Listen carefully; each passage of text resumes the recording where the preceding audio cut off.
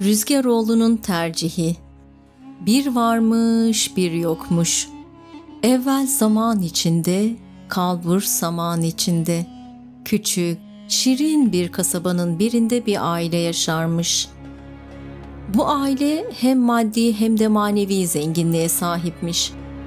Beyhan adında 5 yaşında bir oğullarıyla Reyhan adında 4 yaşında bir kızları varmış. Çocuklarıyla birlikte bütün günleri birbirinden mutlu ve huzurlu bir şekilde geçermiş. Ailenin reisi olan Rüzgaroğlu ava çok meraklıymış. Bu yüzden zamanı genellikle ormanda av peşinde geçermiş. Sabahları tüfeğini omzuna asar, rüzgar gibi koşan 2 köpeğini yanına alır, güçlü Yağız atına binip ava çıkarmış. Keskin nişancılığı sayesinde hep eli kolu dolu dönermiş. Rüzgaroğlu bir gün ormanda avlanırken güzel bir geyik görmüş, hemen peşine düşmüş. Atıyla dolu dizgin giderken tüfeğiyle ateş etmeye başlamış. Fakat bütün kurşunlar bittiği halde geyiği bir türlü vuramamış. Her avı ilk atışta yere düşüren Rüzgaroğlu geyiği vuramadığına çok şaşırmış. 2 köpeğiyle birlikte geyiğin peşini bırakmamış. Geyik kaçmış, onlar kovalamışlar. Onlar kovalamış, geyik kaçmış ve sonunda geyik ormanın derinliklerinde gözden kaybolmuş. Rüzgaroğlu geyiğin nereye kaçtığını araştırırken çok uzaklardan bir ses duymuş. Kime ait olduğu belli olmayan bu ses şöyle diyormuş: "Hey Rüzgaroğlu, başına gelecek dert, çekeceğin fakirlik var. Gençlikte mi istersin yoksa yaşlılıkta mı?"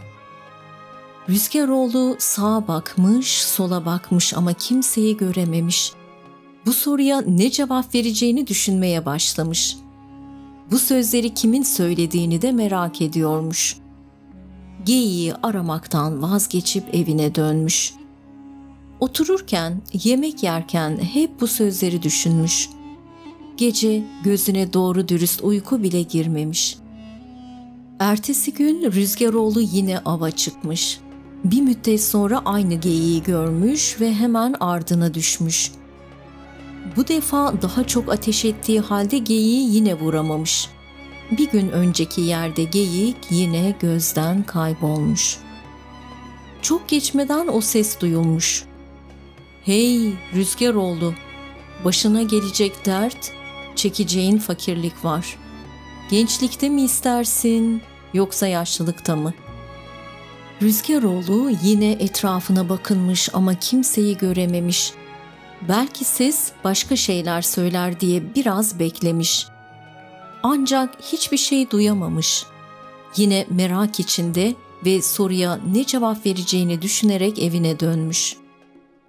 2 gündür Rüzgaroğlu'nu çok düşünceli gören karısı, "Ne oldu bey, bir derdin mi var?"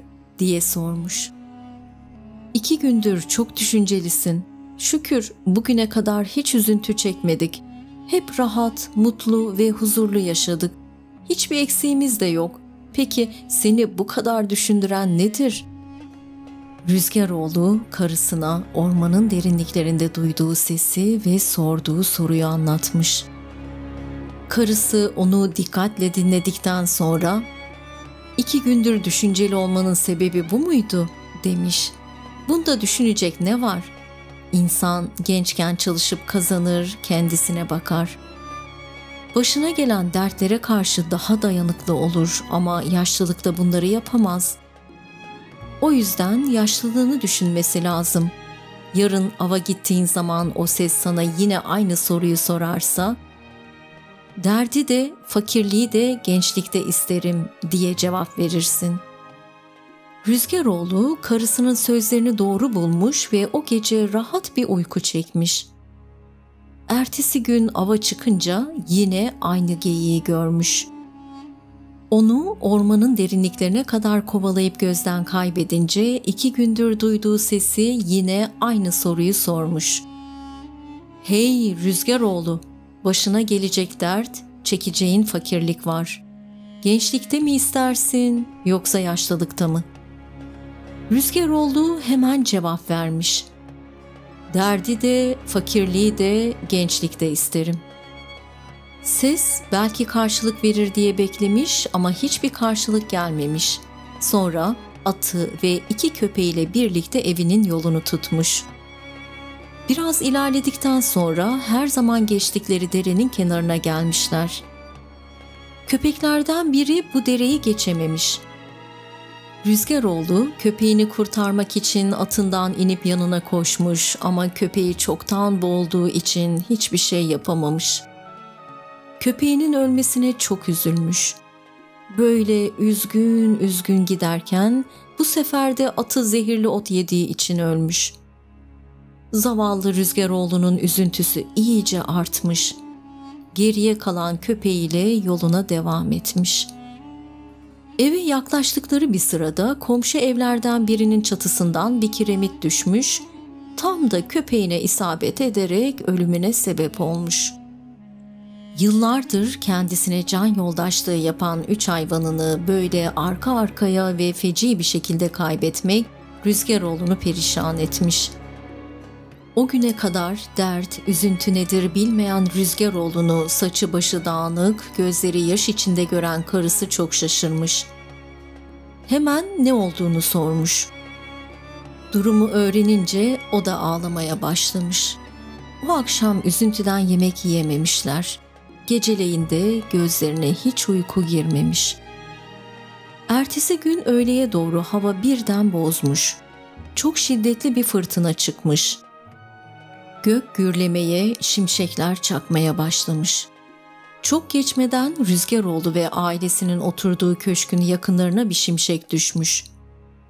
Orada bulunan kuru otları tutuşturmuş ve etrafı alevler sarmış. Yangın çok kısa sürede büyümüş ve köşke sıçramış. Rüzgarın şiddetinden koca köşk bir anda alevler içinde kalmış ve göz açıp kapayıncaya kadar yanıp kül olmuş. Rüzgaroğlu, karısı ve çocukları kendilerini dışarıya zor atmışlar. Evden ne eşya, ne para, ne de kıyafetlerini kurtarabilmişler. Sokağın ortasında öylece kalıvermişler. Beyhan ile Reyhan evlerinden kalan küllere bakıp bakıp ağlıyorlarmış. Anneleri onları teselli etmeye çalışıyormuş ama sonunda o da dayanamayıp çocuklarına katılıyormuş. Rüzgaroğlu'nun da yüreği kan ağlıyormuş ama ailesine belli etmemeye çalışıyormuş. Karısına ve 2 çocuğuna "Üzülmeyin, Allah'tan gelene rıza gösterin" diyormuş. Çalışır, çabalar, yine güzel günlere ulaşırız. Yeter ki sabredelim, moralimizi bozmadan el ele verip birlikte olalım. Bir müddet sonra olayın şokunu atlatmışlar ve ailece düşünüp kasabadan uzaklaşmaya karar vermişler. Az gitmişler, uz gitmişler. Dere tepe düz gitmişler. Ormanlardan, ovalardan geçmişler. Sonunda küçük bir köye ulaşmışlar. Bir çiftçinin yanında iş bulup çalışmaya başlamışlar. Akşama kadar tarlada çalışmalarına karşılık ancak karınlarını doyurup yatacak yer bulmuşlar. Birkaç hafta sonra çiftlikte onların yapacağı bir iş kalmayınca başka bir köye gitmek için yola çıkmışlar. Çok geçmeden karşılarına bir akarsu çıkmış. Karşıya geçmeleri için bu akarsuyu aşmaları gerekiyormuş. Rüzgaroğlu'yla karısı çocuklar yüzerek karşıya geçemeyecekleri için sal yapmaya karar vermişler. Ağaçlardan kalın dallar kırıp bunları sazlarla bağlayarak 2 küçük sal yapmışlar. Birine Beyhan'ı, diğerine de Reyhan'ı bindirmişler. Beyhan'ın salını babası, Reyhan'ın salını da annesi çekmeye başlamış. Bir elleriyle de kendileri yüzmeye çalışıyorlarmış. Akarsuyun ortasına geldiklerinde suyun akışı birden hızlanmış. Rüzgaroğlu'yla karısı çocuklarının sallarını bırakmamak için çok büyük bir çaba göstermişler ama suyun kuvvetine karşı koyamamışlar. Beyhan'la Reyhan suyun akışına kapılıp sürüklenmeye başlamışlar. Zavallı çocuklar bir yandan ağlayıp bağırıyorlar, bir yandan da sallarına sıkı sıkı tutunmaya çalışıyorlarmış. Anneleriyle babaları ne yapacaklarını bilemeden peşlerinden gitmeye çalışmışlar ama iki sal da bir müddet sonra gözden kaybolmuş. Rüzgaroğlu ve karısı büyük bir zorlukla karşı kıyıya geçmişler. Çocuklarının sallarını bulmak için hemen koşmaya başlamışlar. Hava iyice kararıncaya kadar koşmuşlar ama çocuklarına ait en ufak bir iz bile bulamamışlar. Çaresizce oldukları yere yığılıp kalmışlar. Allah'tan güç ve sabır dileyerek o geceyi orada geçirmişler. Başlarına gelen bu büyük felaketle allak bullak olan Rüzgaroğlu ve karısı nereye gittiklerini bilmeden yine yola koyulmuşlar. Uzun bir yolculuktan sonra bir köye ulaşmışlar.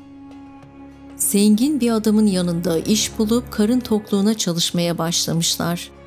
Birkaç gün sonra iş kalmayınca yine yola düşmüşler. Bu şekilde birkaç köyde iş bulup çalışmışlar. Köyün birinden ayrılacakları sırada padişahın başyaveriyle adamları köye gelmişler. Sarayda hizmet etmek için köylerden bazı kadınları alıp götürüyorlarmış. Rüzgaroğlu'nun karısını da sarayda aşçılık yapmak üzere alıp götürmek istemişler. Rüzgaroğlu başta razı olmamış ama sonra karısının sarayda çalışmasının böyle sürekli dağ taş dolaşıp çiftliklerde, tarlalarda çalışmasından daha iyi olacağını düşünerek razı olmuş. Bunun üzerine karısını alıp götürmüşler. Rüzgaroğlu ailesinden kalan son kişiden de ayrılmanın üzüntüsüyle arkalarından içi yanarak bakıp kalmış. O günden sonra hayatına tek başına devam eden Rüzgaroğlu yıllarca köy köy kasaba kasaba dolaşmış. İş bulunca çalışıp karnını doyurmuş, bulamayınca aç kalmış. Ama hiç pes etmemiş, moralini bozmadan sürekli dua ederek çalışmaya devam etmiş. Bir gün ailesine kavuşup tekrar eski mutlu günlerine döneceklerine dair olan umudunu hiç kaybetmemiş. Hiç şikayet etmeden sabırla başına gelenlerin düzelmesini beklemiş. Aylar ayları, yıllar yılları kovalamış ve bu şekilde aradan tam 20 yıl geçmiş. Yaşlı Rüzgaroğlu'nun yolu bir gün bir şehre düşmüş. Günlerdir yürüyüp hiçbir şey yemediği için açlıktan bayılmak üzereymiş. Bir fırın bulup bir parça ekmek istemek için son kuvvetini toplayıp biraz daha yürümüş. Fakat koca şehirde ne fırın bulabilmiş ne de bir kişiye rastlamış. Şehirde kimsenin olmamasına çok şaşırmış. Bütün halkın nereye gitmiş olabileceğini düşünmüş ama aklına hiçbir şey gelmemiş. Etrafına bakınırken kapısı açık bir fırın görmüş, hemen yanına gitmiş. Fakat içeride kimse olmadığı için ekmeklere elini sürmemiş. Fırın sahibinin gelmesini beklemeye başlamış. Rüzgaroğlu fırının önünde baygın bir halde yatarken şehrin meydanından bir talih kuşu uçurulmuş. Meğer o gün memlekette padişah seçimi varmış. Padişah öldüğü zaman bütün halk meydanda toplanır, talih kuşu uçurulurmuş. Kuş kimin başına konarsa padişah o olurmuş. Şehir halkı uçan talih kuşunun kimin başına konacağını merakla beklerken kuş meydanın üzerinde dönüp şehre doğru uçmaya başlamış. Kuşu takip etmesi için hemen atlı bir gözcü göndermişler. Gözcü şehre girdiği zaman kuşun fırının önünde yatan birinin başına konduğunu görmüş. Hemen atını fırına doğru sürmüş. Yerde yatan adamın üstü başı perişan, saçı başı dağınık, pis bir ihtiyar olduğunu görünce çok şaşırmış. Bir yanlışlık olduğunu düşünerek kuşu adamın başından almış. Rüzgaroğlu'na öfkeyle, "Meydanda padişah seçimi yapılırken sen burada miskin miskin oturuyorsun. Herkesin meydanda bulunmak zorunda olduğunu bilmiyor musun?" diye bağırmış. Sonra Rüzgaroğlu'nu kolundan tutup meydana götürmüş. Halk da gözcü gibi talih kuşunun başına konduğu adamı görünce bir yanlışlık olduğunu düşünmüş. Bunun üzerine kuşu tekrar uçurmuşlar. Kuş meydanın üzerinde 3 kez dönmüş, sonra yine Rüzgaroğlu'nun başına konmuş. Halkın bir kısmı "Tamam, yeni padişahımız belli oldu" diye bağırmaya başlamış. Fakat bazıları bunu kabul etmemiş. Israrla kuşun bir kere daha uçurulmasını istemiş. Talih kuşunu son kez olması şartıyla uçurmuşlar. Kuş yine doğruca gelip Rüzgaroğlu'nun başına konmuş ve böylece yeni padişah belli olmuş. Sarayın adamları hemen yeni padişahı alıp saraya götürmüşler ve padişah kıyafetlerini giydirip tahta oturtmuşlar. Rüzgaroğlu başına gelenlerin şaşkınlığını bir süre üzerinden atamamış. Karnını doyurmaktan bile acizken kendisine merhamet edip en güzel yere getiren Allah'a binlerce kez şükretmiş. Gençliğinde avcılık yaparken duyduğu sesi hatırlamış, yaptığı seçimin doğruluğundan emin olmuş. Yaşlılıkta rahatlığın, zenginliğin ve mutluluğun daha değerli olduğunu anlamış. Birkaç gün sonra başyaveri yanına gelip "Padişahım, sizden bir dileğim var" demiş. "Benim çok kıymetli bir sandığım var. Her zaman başında bulunamadığım için çalınmasından korkuyorum. İzin verirseniz askerlerinizden ikisi bu sandığın başında nöbet tutsun." Padişah izin vermiş. Başyaver seçtiği 2 askeri alıp bir odaya götürmüş. Yerde duran büyük sandığın başından asla ayrılmamalarını emretmiş.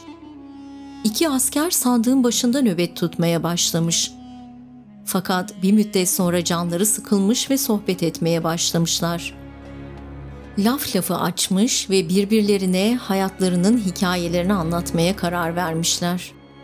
1. asker başından geçen her şeyi bir bir anlatıp bitirdikten sonra sıra 2. askere gelmiş. O da başlamış anlatmaya. "Benim adım Beyhan. Küçükken annem, babam ve kız kardeşimle çok mutlu bir hayatımız vardı. Fakat başımıza ard arda bazı felaketler gelmeye başladı. Hayvanlarımız öldü, köşkümüz yandı. Bütün paramız ve eşyalarımız bu yangında yok olup gitti. O kasabadan ayrılmaya karar verdik ve yollara düştük. Bir akarsudan karşıya geçerken annemle babam kardeşimi ve beni 2 küçük sala bindirdi. Akarsuyun orta yerine gelince suyun akışı hızlandı ve ikimizin salını da ellerinden kaçırdılar. Bizi bir değirmenci görüp kurtardı ve bize kendi çocukları gibi baktı. Ben asker olup buraya geldim. Kardeşim Reyhan hala değirmende kalıyor. Yıllardır anne ve babamızın özlemiyle yanıp tutuşuyoruz. Onlardan hiçbir haber alamadık. Şimdi kim bilir nerededirler." Beyhan daha fazla dayanamayıp ağlamaya başlamış. Diğer asker onu teselli etmeye çalışırken birden boğuk boğuk gelen bir ses işitmişler. Birisi acı acı şöyle inliyormuş: "Ağlama oğlum, ağlama canım yavrum. Ben buradayım, kurtar beni." 2 asker büyük bir şaşkınlıkla sesin nereden geldiğini anlamaya çalışmışlar. Ses başında bekledikleri sandığın içinden geliyormuş. Hemen sandığı kırıp açmışlar. Sandığın içinden yüzü solmuş yaşlı bir kadın çıkmış. Bu yaşlı kadın Beyhan'ın annesiymiş. Ana oğul hemen birbirlerine sarılmışlar, gözyaşları içinde uzun uzun hasret gidermişler. Yaşlı kadın onu ve kardeşini akarsuda kaybettikten sonra yaşadıklarını anlatmış. Saraya gelip bir süre aşçılık yaptıktan sonra başyaver kendisiyle evlenmek istemiş. Fakat o kabul etmemiş. Bunun üzerine başyaver onu sandığa kapatmış. Yıllardır bu sandığın içinde hapis hayatı yaşıyormuş. Ana oğul bir süre ne yapacaklarını düşünmüşler. Olanları padişaha anlatmaya karar vermişler. Beyhan ve diğer asker yaşlı kadını aralarına alıp odadan çıkmışlar. Başyavere görünmeden padişahın huzuruna çıkmışlar. Beyhan ve annesi değerli elbiseler içindeki padişahı tanıyamamış ama Rüzgaroğlu karısını ve oğlunu tanımış. Karşısında hem karısını hem de oğlunu görünce şaşkınlıktan ve sevinçten ne yapacağını şaşırmış. Hemen yerinden fırlayıp onları kucaklamış. Birbirlerine sarılıp sevinç gözyaşı dökmüşler. Oturup uzun uzun sohbet etmişler. Ertesi gün arabaya binip Reyhan'ın yaşadığı değirmene gitmişler. Reyhan annesini, babasını ve kardeşini bir arada görünce gözlerine inanamamış. Yıllardır duasını ettiği, hayalini kurduğu şey en güzel şekilde gerçekleşmiş. Birbirlerine sarılıp yine sevinç gözyaşı dökmüşler. Artık o kötü günlerin geride kaldığına şükretmişler. Sonra değirmenciyi de yanlarına alıp hep birlikte saraya dönmüşler. Rüzgaroğlu çocuklarının hayatını kurtaran ve onlara öz evladı gibi bakıp büyüten değirmenciyi kendisine vezir yapmış. Karısına kötülük yapan başyaveri de memleketten sürdürmüş. Rüzgaroğlu, karısı Beyhan ve Reyhan başlarına gelen felaketleri sabretmelerinin mükafatını almışlar. Sarayda eski günlerinden çok daha mutlu bir şekilde yaşamaya başlamışlar. Rüzgaroğlu ve karısı gençken derde ve fakirliğe daha rahat dayanıldığını, yaşlılıkta rahatın ve mutluluğun gençliktekinden daha değerli olduğunu her geçen gün biraz daha anlamışlar. Onlar ermiş muradına, darısı sabredip de mutluluğu hak edenlerin başına.